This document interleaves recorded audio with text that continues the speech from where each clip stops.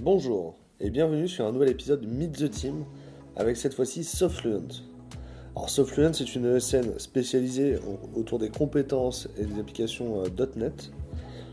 J'avais envie d'aller faire ce type d'épisode dans une société de service, mais j'avais peur que les arguments que reprennent les collaborateurs soient les mêmes que dans les autres sociétés de service. Alors du coup, Softfluent, ils veulent que tout le monde soit heureux dans leur entreprise. Mais la chose devient intéressante quand on commence à poser la question sur pourquoi. Pourquoi est-ce qu'ils veulent que tout le monde soit dans l'entreprise ? Et là, il en ressort pas mal de choses. Il y a déjà le fait qu'il n'ait pas de commerciaux, alors du coup, ils s'organisent autrement. Il y a une animation technique qui est très très avancée, parce que les collaborateurs y participent tous.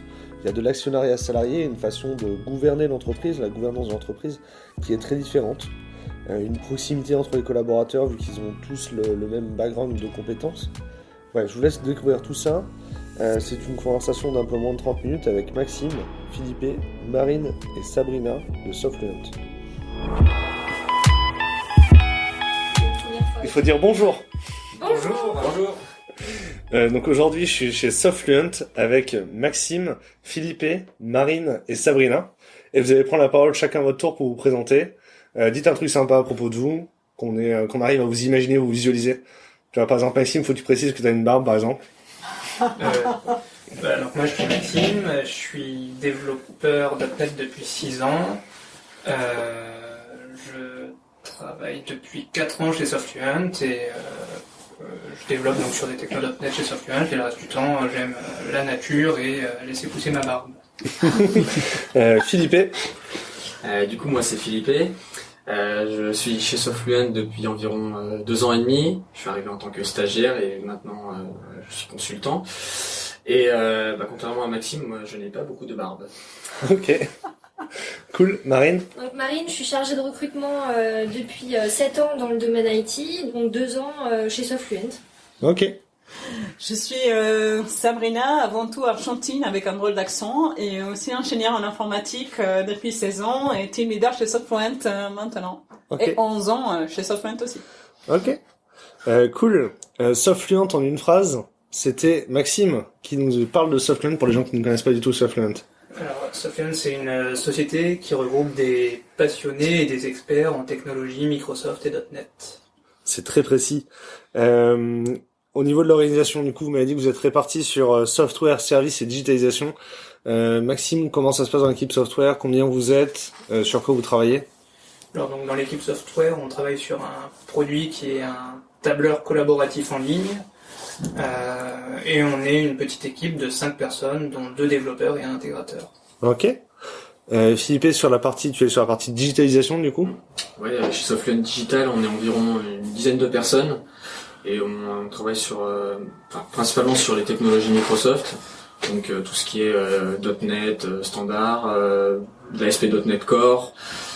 Après, on fait également du développement mobile avec Xamarin Forms, ouais. Du spécifique avec Xamarin Android ou Xamarin iOS. Ouais. De l'Unity également. Et pour tout ce qui est partie front web, on utilise le framework Angular, principalement.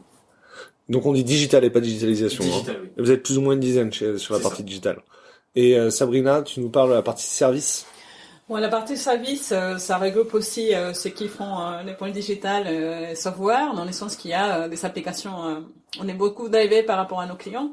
Donc il y a du .NET dans le sens .NET Core, différents frameworks, des projets web. MVC, aussi tous les frameworks JavaScript qu'il y a aujourd'hui, donc on remonte à l'UGS, React, Angular, encore aussi de AngularJS bien sûr parce que c'est pas si vieux. Et d'un autre côté on trouve encore du WPF, du WinForm, des clients lourds, aussi SharePoint. Et il y en a depuis il y a pas longtemps, on espère en DevOps. Ok. Il y a beaucoup de régies ou comment ça se passe, c'est moitié-moitié? Il y a plusieurs modalités en fait. On a des projets qui sont faits par Softfluent pour des clients qui s'intéressent uniquement au résultat final, donc boîte noire. On a aussi des clients qui disent je veux une régie mais que ce soit fait dans vos locaux et c'est vous qui le gérez. Ouais. Et on a aussi l'autre modalité la plus classique, c'est les clients qui disent non moi je préfère avoir les gens dans mon équipe et voir qu'est-ce qu'il fait tous les jours. Donc il y a forfait, il y a régie et avec plein d'options. Ouais. Du coup, pour que les gens visualisent, ici, on est sur le siège, on est sur tout un niveau. Il y a plusieurs bureaux. Il y a des bureaux de 5 à 6 personnes. Il y a des bureaux de 2 à 3 personnes. Il y a un espace au fond qui vous sert de cafette et où vous pouvez faire des événements dedans, c'est ça? La Bélière. C'est ça. C'est relativement grand. Il y a quand même 40 personnes qui travaillent ici tous les jours. Oui. Ok. Sur les 60 personnes qui composent la société? Oui, c'est à peu près, on a la moitié de nos effectifs qui sont ici au siège et une autre moitié plutôt chez nos clients répartis un petit peu partout sur l'Île-de-France. Ok. C'est quoi l'environnement technique du coup du côté des technos mais aussi des outils pour le versionning, pour le ticketing? Comment est-ce que ça varie en fonction des projets? On va faire le tour, donc c'est Maxime qui commence.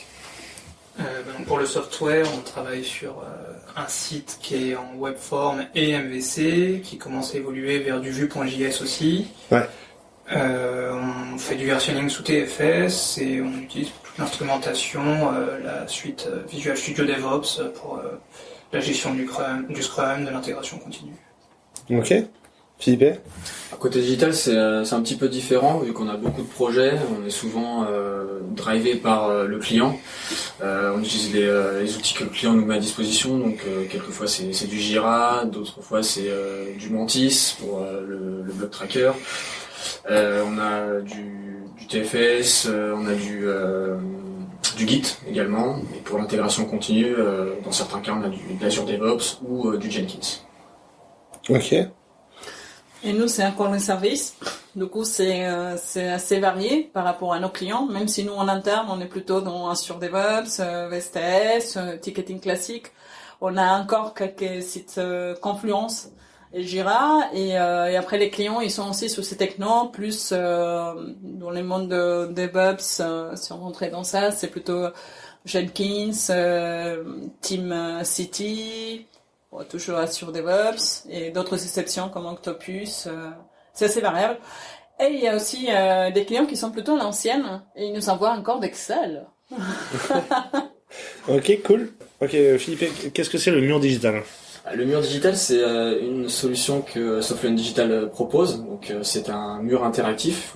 Il faut imaginer un totem qu'on pose par exemple à l'accueil et qu'on peut interagir, c'est tactile. Donc, on a par exemple des menus, on peut rentrer dans les menus, voir des actualités, voir par exemple, je sais pas, la météo, avoir des photos sur la page d'accueil et on peut les prendre, les resizer, les bouger. Donc c'est vraiment pour booster la marque employeur. Et par exemple, vous avez un candidat qui arrive et qui voit le mur, ça fait directement un effet waouh. Ouais, c'est l'expérience candidat. Ouais. C'est ça. Du coup, il arrive, il peut interagir avec le mur, voir qu'est-ce qu'on fait, qu'est-ce qu'on propose, les différentes actualités de la boîte. Et après, ça peut se décliner sur plein d'autres scénarios. Donc ça, c'est une application, le client, il est fait en Unity. C'est ça. Et vous faites beaucoup de sur-mesure pour les clients aussi au digital, c'est ça? C'est ça. Ok. Marine, c'est quoi l'animation dans la vie de la société? Vous avez parlé de 3 événements en particulier. Oui, tout à fait. Il y en a peut-être un supplémentaire d'ailleurs. À chaque trimestre, on essaie d'organiser une matinée d'intégration qui permet à l'ensemble des équipes de façon transverse, qu'on soit service, digital, software, quoi que soit notre métier, qu'on soit stagiaire, développeur, recruteur, manager, etc. On mixe toutes les équipes et on fait des sessions d'onboarding pour que chacun ait la même connaissance de la société et surtout puisse échanger avec des personnes qui sont arrivées en même temps qu'elle, quelle que soit son expertise, son métier, son ancienneté, son âge. Donc c'est plutôt des moments assez sympathiques à vivre et puis on finit toujours par une petite photo de promo, donc c'est plutôt sympa. Okay. D'autre part, on organise des Softfluent After ou Softfluent Fun. C'est des événements qui se passent souvent en semaine, en fin de journée, après le travail, où on se retrouve tous, qu'on soit consultant au siège ou consultant en mission chez un client. On choisit choisi des environnements plutôt centraux sur Paris, des bars, etc. Et du coup, notre équipe marketing, communication, nous trouve des activités plutôt de team building ou assez fun pour se retrouver et partager un moment convivial dans un bar ou au théâtre, par exemple. Le prochain événement, c'est une soirée aux Open du Rire. Donc plutôt sympa. Ensuite, on organise tous les trimestres un Softfluent Day. Donc le Softfluent Day pour les collaborateurs, c'est l'occasion encore une fois de tous se retrouver, de passer un moment convivial mais aussi technique. Nos consultants nous avaient effectivement demandé à ce que ces journées soient pas uniquement corporate où on parle chiffres, avenir de la société, résultats, mais surtout de technique. Donc c'est ce qu'on a réalisé avec Maud, notre CTO.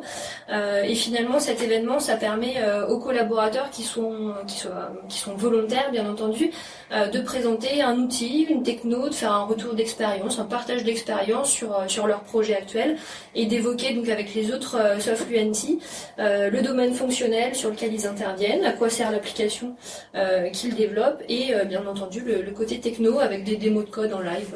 Voilà. Ok, c'est cool. En fait, on a aussi un autre groupe qui opère une fois par trimestre qui s'appelle le Leadership Team, qui c'est une équipe transverse où il y a les personnes qui représentent un type de profil dans la société et différents. Donc il y a les consultants qui travaillent dans les pôles ici chez nous, chez le client, toujours en externe, les personnes de marketing, les recrutements, les team leaders. Et les personnes qui sont dans les côtés opérations qui nous aident dans la facturation, etc. Et l'idée de ces groupes-là, c'est que le codir qui est très dans son monde, en fait, il s'arrive pas des fois à avoir une vision différente et il souhaite poser la question à cette équipe qui donne son avis depuis une autre fenêtre. Donc ça donne un regard différent, c'est un brainstorming. Des bons tours et ça c'est sur une base volontariat le fait de rejoindre cette équipe. Il y a une désignation au début parce que sinon c'est pas possible de gérer. Aujourd'hui il y a à peu près 12 personnes avec 2 invités en fonction. Ça dépend de qu'est-ce qu'on va traiter dans ces leadership team. Ça fonctionne comme des workshops. On fait l'intelligence collective. Je sais pas si ça vous parle pour gérer de la meilleure façon possible l'effet d'être à plusieurs et pas être tout le monde qui parle en même temps et puis il y a toujours les mêmes qui parlent en plus. Donc l'idée c'est de gérer mieux ça pour avoir les résultats les plus productifs en fait. Vous avez de l'actionnariat salarié aussi? On a aussi l'actionnariat, oui, également. Comment ça se passe? Comment ça a été mis en place? Comment on y accède? Comment ça a été mis en place? D'abord c'était un souhait à un moment donné de la direction de dire on veut aussi que l'entreprise soit pas que le comité de direction, et on veut que les employés, les actionnaires soient aussi également actionnaires et qui sont aussi, on va dire qu'ils fassent également part des Softfluent. Donc c'est assez récent. Ça a été ouvert il y a 1 an. Là, ça sera la 2e fois où on peut justement acheter des parts. La première souscription a été faite effectivement en septembre dernier. La prochaine, ce sera en mai. Et on a obtenu il y a quelques mois le prix de l'actionnariat salarié. Donc c'est un prix qui est remis auprès des entreprises. Alors il y a beaucoup de grands groupes qui ont cette démarche d'actionnariat salarié. Mais finalement, il y a peu de PME qui ouvrent ça comme avantage auprès de leurs collaborateurs.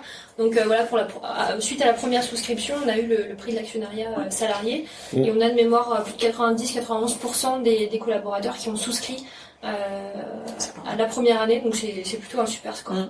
Et qui sont achetés à peu près les 10% de la société. Ouais, c'est cool. Et du coup, ça veut dire que la conversation autour de la gestion de la société, de sa stratégie, tout le monde y est impliqué.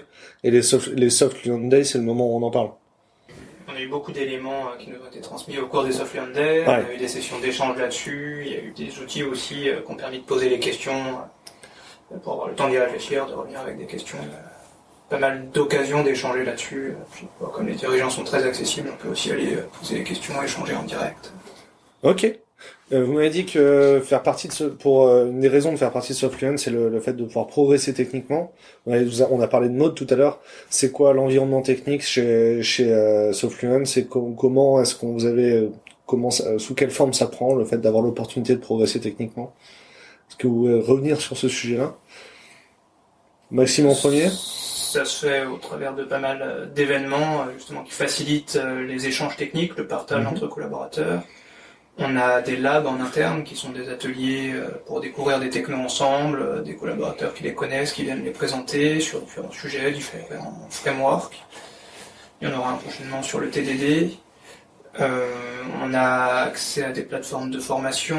On a des outils en interne pour échanger aussi, un Stack Overflow interne. Voilà. Pluralsight, c'était C'est l'outil pour la Pluralsight, formation. ouais. On a accès à tout le contenu pour se former. Donc il y a beaucoup d'éléments pour faciliter les échanges et pour aller chercher de l'information. Est-ce que tu veux compléter, Philippe? Qu'est-ce que toi tu utilises dans tous les outils? Qu'est-ce que tu aimes bien, toi, personnellement? Personnellement, moi j'aime bien tout ce qui est vraiment partage avec un collaborateur. Typiquement, quand on connaît pas quelque chose et bien sûr on cherche sur le web des réponses, et si malgré ça on n'arrive pas à trouver des réponses, on peut facilement aller voir un consultant senior ou un consultant expérimenté, lui poser la question directement et en discutant on trouve une solution. Tu vas souvent, tu m'as parlé des Tech and Breakfast, toi tu y vas souvent? Oui, Okay. j'y assiste presque tout le temps. Tu peux raconter comment ça se passe en Tech and Breakfast? Un Tech and Breakfast, c'est très simple. Il y a une personne qui présente un sujet et on se réunit tous un matin sur une heure environ autour d'un café. Et, la personne qui présente son sujet et il y a des petits croissants, des petits pains au chocolat et on passe un bon moment tous ensemble. Parce que du coup, tu m'as dit que ça faisait souvent écho à un lab. Parce que les labs, c'est fermé, il y a un nombre limite de personnes, c'est ça, Sabrina? Oui, en fait, les labs, déjà, quels sont les sujets à traiter, ils sont proposés par les mêmes personnes qui sont là, c'est les mêmes collaborateurs qui disent moi j'aimerais bien rentrer un peu plus sur ces sujets ou un sujet qu'ils connaissent pas du tout, il y a quelqu'un qui va animer et du coup après il y a une liste d'inscriptions pour dire voilà moi je veux bien rentrer dans celle-ci, etc. Et si jamais il y a trop de monde, on peut faire deux fois 2 jours des labs sur le même sujet afin de les partager avec tous. Et le dernier sujet du lab, c'était quoi? C'était sur Angular. Ok, et le prochain sujet, c'est sur le TDD? C'est sur le TDD. Ouais. Comment C'est quoi le rôle d'un team leader dans l'animation technique? Dans l'animation technique. Mentors, non? Ouais. On n'a pas parlé trop des mentors, on n'a pas Il y a des mentors? Non, c'est ça, j'ai noté qu'on n'a pas parlé des mentoring, on n'a pas parlé des labs et on n'a pas parlé des certifications. Ah oui, c'est vrai. MCP. Parce que Maxime, toi, tu es intervenu sur un MS Experience, c'est ça? Ouais, je suis intervenu sur une presse à Supinfo, sur un MS Experience et j'ai animé un lab. Et ça, du coup, tu prends du temps, tu te libères du temps pour travailler sur les sujets-là. Ouais, on a des journées qu'on peut utiliser pour préparer ça, se former sur le sujet quand on le connaît pas assez. Ouais. C'est bien de pouvoir prendre du temps. Ouais. Et vous préparez des certifications, du coup? On vous donne du temps pour vous préparer des certifications. T'en as passé déjà des certifications, Maxime? Moi non. Toi, non? Oui. Ouais, t'as passé quoi comme certification? J'ai passé la certification C#, Ouais. HTML, CSS et JavaScript et ASP.NET MVC. Du coup, tu l'as préparé chez Softfluent, tu as pu utiliser les gens de Softfluent pour la préparer? Alors un petit peu chez Softfluent et aussi un petit peu d'investissement personnel à la maison, relire un petit peu le cours, faire quelques petits tests en ligne pour justement s'entraîner à passer la certification. Qu'est-ce qu'on avait comme chose qu'on n'a pas cité? Mentoring. Ok, en vrai, on n'en a pas parlé avant du mentoring. Comment ça se passe le mentoring? Moi je suis mentor WPF, mais c'est pas la techno la plus représentée, donc c'est pas là que c'est le plus. Le mentoring, on a différentes personnes qui sont mentors sur différentes technos. Pour les technos les plus représentés, on a plusieurs mentors. Et qui sont en fait des référents à qui s'adresser quand on a une problématique. Quelqu'un qui arrive en mission sur une techno qu'il connaît mal, il va pouvoir s'adresser au mentor pour avoir les bons pointeurs pour se former. S'il a des problèmes sur la techno, voilà. Et puis inversement, le mentor va essayer de pousser du contenu sur la techno via le Stack Overflow interne, via le team. Stack Overflow, il faudrait peut-être dire, parce que là c'est les côtés spéciaux. Les mentorings qu'on a aujourd'hui en place, même s'il y a des personnes désignées, ils sont tous sur Stack Overflow dans la version, pas maintenant plus bêta, je ne sais plus. Et les gens qui ne sont pas ici physiquement, comment ils font? Donc justement, eux, ils vont sur Stack Overflow, ils posent des questions, et là il y a toute la communauté qui répond, qui peut être la communauté que Softfluent s'ils veulent. Ah ok, du coup, toi quand t'es mentor sur WPF, il y a une question sur le tag WPF. T'es sûr que tu réponds? tu te dépêches d'aller répondre, genre c'est... Genre, t'es désigné comme la personne qui répond au ticket sur WPF? Je suis pas désigné comme la personne qui répond au Ouais. j'irai le faire s'il y en a, parce que si j'ai la réponse, et j'essaierai de faciliter en tout cas trouver la réponse. Puis je connais les autres personnes qui font du WPF, donc je peux aller leur dire de jeter un œil sur le Stack Overflow si eux ils ont la réponse et que moi je l'ai pas. Ok, cool. C'est chouette. Ça, du coup, vous avez le bloc technique, vous y prenez du temps pour le remplir? Par exemple, je discutais avec un client l'autre jour qui me disait qu'ils n'avaient pas forcément le temps de faire un bloc technique parce qu'ils sont tout le temps sous-staffés. Pourquoi vous avez envie de tenir un bloc technique? Pourquoi quelle est la fréquence? Quel est le temps que vous passez sur la rédaction d'un article? Ça, c'est Sabrina qui va aujourd'hui, le dire. ouais, c'est plutôt moi qui va répondre à ça. En fait, déjà, on trouve que le blog technique, c'est un moyen de partager avec les gens aussi, montrer la visibilité, montrer les compétences des gens qui sont chez Softfluent. Ouais. Du coup, Softfluent motive personnes déjà par les côtés objectifs annuels. Hein, donc, Ouais. on a des primes sur ces faits pour qu'ils s'alimentent les blogs techniques. Mhm. Donc, la personne qui s'occupe du marketing, elle est très contente d'avoir plein d'articles à référencer et à bien faire voir sur le net. Ouais. Donc il y a des gens qui prennent, ça dépend de l'article, mais un article peut prendre une journée en tout. Après, il y a des personnes qui vont déjà valider le sujet et aussi faire la relecture, donner des conseils sur les formats, comment c'est fait, etc. pour ensuite les publier. Toi, tu as publié les articles déjà? Pas dans la nouvelle version. C'était avant, Ça. quand j'étais beaucoup plus technique Technique, qu'aujourd'hui et pas type leader. T'as écrit des articles sur quel sujet? Quel est le dernier Voilà, à sujet? l'époque, je m'en souviens plus exactement, mais je pense que c'était autour de Visual Studio, mais Ouais. ça remonte à on va dire, à 8 ans. Et tu avais beaucoup travaillé sur le sujet? Non, moi, c'est plutôt l'animation. Ouais. Donc, Ok. c'est aussi Microsoft Experience, animation des labs, ce genre de choses. Ok. C'est quoi donc les postes sur lesquels vous recrutez en ce moment, mais les postes sur lesquels vous recrutez aussi à d'autres moments dans l'année? Marine, du coup? Ok. Les postes les profils en tout cas qu'on recrute de façon récurrente, c'est plutôt des profils de développeurs ou de consultants sur les technologies Microsoft, avec davantage des compétences sur les technos web, puisque la plupart de nos besoins clients portent sur ces environnements. On recherche globalement quand même des profils avec un petit peu plus de 4 ans d'expérience, idéalement en développement logiciel. Sur ces technos-là, après on a une politique assez active de recrutement de stagiaires, notamment de fin d'études chaque année. Donc on essaie d'intégrer quelques étudiants en fin de cycle pour pouvoir ensuite les fidéliser. Ça aboutit très souvent sur une embauche en CDI à la clé. Donc c'est plutôt dans une optique de pré-embauche. Ça c'est sur les profils les plus récurrents que l'on intègre chez nous.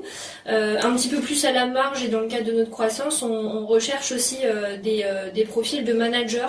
Donc des postes de team leader chez nous, c'est des personnes finalement issues de la technique qui ont évolué progressivement vers potentiellement de la gestion de projet ou de l'expertise technologique, mais aussi et surtout qui ont une appétence pour gérer de l'humain et être un manager de proximité chez nous, avec une dimension très technophile également. Ok. C'est quoi les soft skills que vous cherchez chez les candidats? Comment, quand vous voyez un candidat, qu'est-ce qui est exceptionnel et qui vous faites une exception sur le fait qu'il ait 4 ans d'expérience minimum? Qu'est-ce qu'il avait comme caractéristique, qu'est-ce qu'il avait comme attitude, comme aptitude? Sabrina, tu veux nous dire? Qu'est-ce que j'avais dit tout à l'heure? En fait, on cherche devant tout des personnes qui souhaitent apprendre, qui sont ouverts, qui sont pas forcément un développeur exécutant, sinon quelqu'un qui peut donner conseil, qui va pas rester dans sa case en disant moi je maîtrise ça, et qui ont vraiment envie de progresser, d'avoir une carrière, d'aller sur d'autres choses. Par exemple, je cite quelqu'un qui était pas du tout dans l'informatique, mais qui avait beaucoup envie d'y aller. Il y avait beaucoup de potentiel. Bon, là, c'était un pari. On a aidé, on regrette pas son passage par Softfluent. Bon, ça l'a montré. Un autre cas, dans le sens carrière, quelqu'un qui était plutôt client lourd et dit, en fait, moi, c'est pas la carrière que je souhaite. Il y a beaucoup de web aujourd'hui. Je vais aller dans cette direction. Mais ça fait 5 ans que je suis sans cette techno.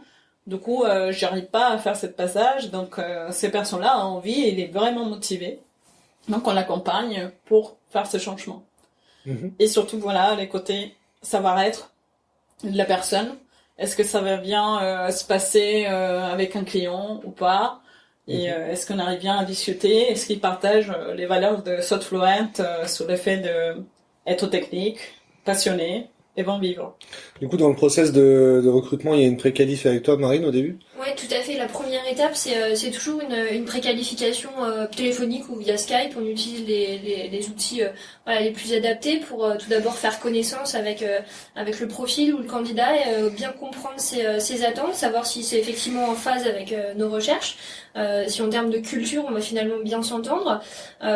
Si ça se passe bien, on avance la plupart du temps avec un test technique qui se fait en ligne. Donc le candidat peut le faire de son canapé depuis chez lui. On lui demande pas de venir tout de suite. Il fait le test technique en ligne. Si le test est correct, à ce moment-là, on se rencontre. Je suis l'as de la logistique et de l'organisation. On essaie vraiment de concentrer l'ensemble des échanges et l'ensemble des entretiens sur un même créneau pour éviter de faire revenir plusieurs fois le candidat. La plupart du temps, les profils sont en poste, ils n'ont pas forcément de temps à perdre. Il faut que les processus soient rapides et efficaces. Donc on concentre les rendez-vous avec un consultant senior, un team leader, le directeur des services, le PDG.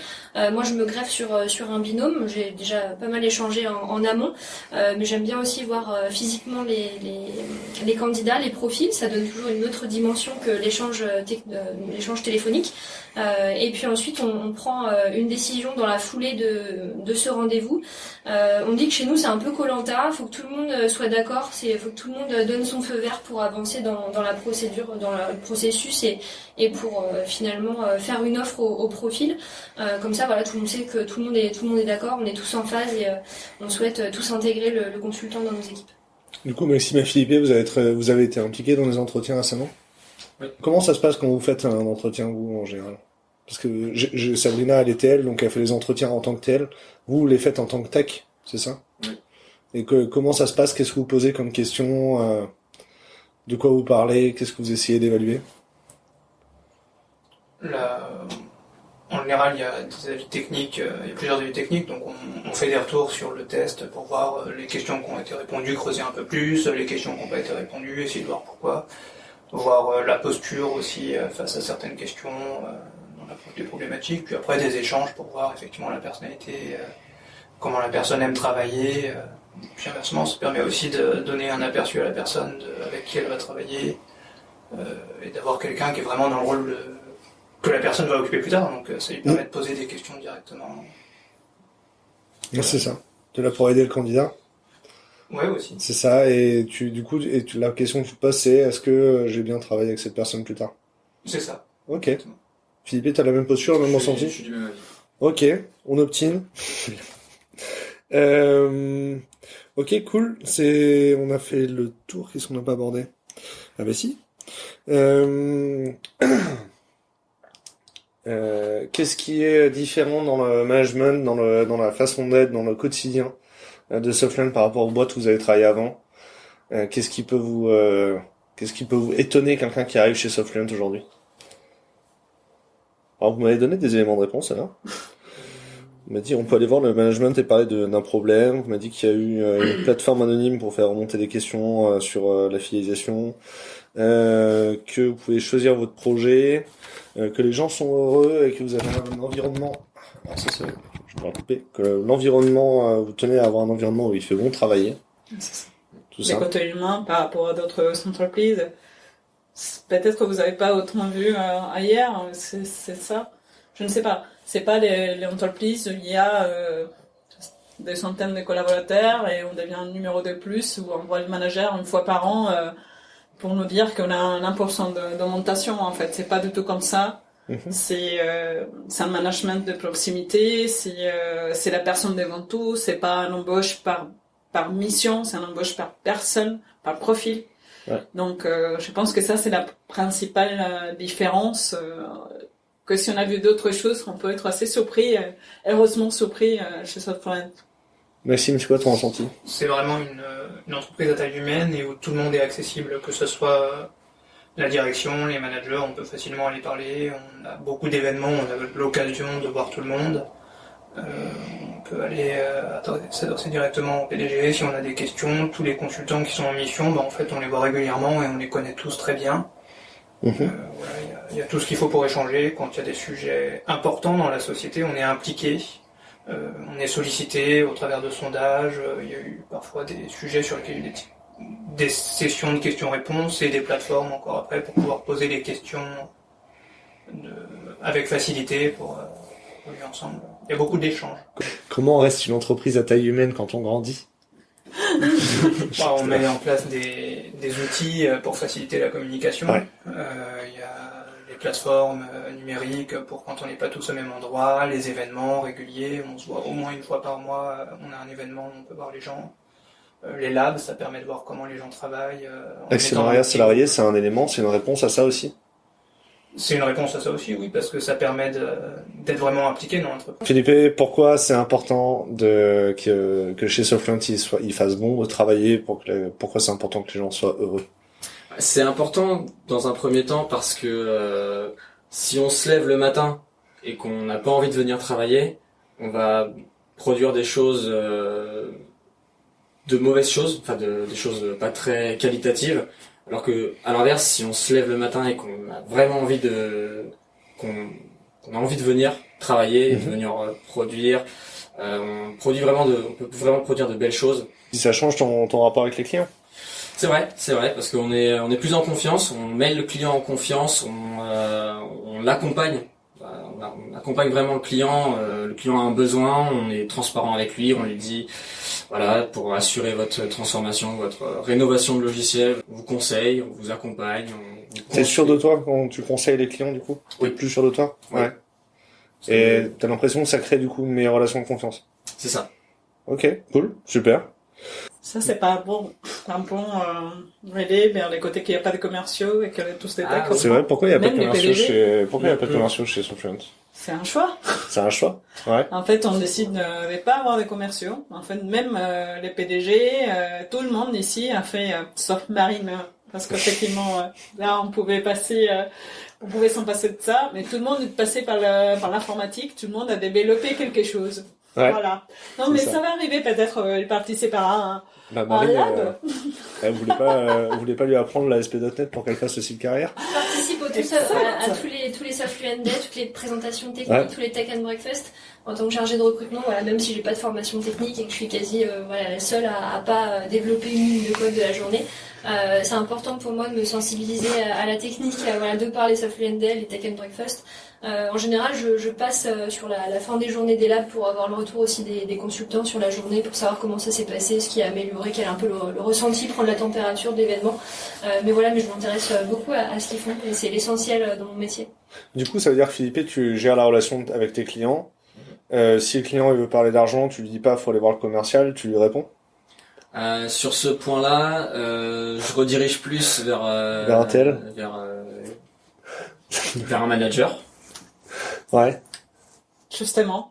Merci Philippe. C'est team leader, en fait, du coup, qui s'occupe de ça. l'effet de ne pas avoir des commerciaux, ça veut pas dire que tous les consultants sont des commerciaux, des faux commerciaux. Ouais. En fait, il y a des personnes qui font une espèce de commerce sans être commercial. Donne-moi, par exemple. Ouais. Mais c'est un choix parce qu'on pense que ça n'a rien à voir pour un client, même si on se met à la place d'un client, d'avoir l'avis de quelqu'un qui sait de quoi on parle, plutôt que d'avoir quelqu'un qui est purement commercial, qui connaît pas la technique et qui va nous conseiller, on sait pas comment parce qu'il connaît pas. Donc ça, je trouve personnellement que c'est un atout. J'aimerais bien avoir un commercial plutôt comme ça.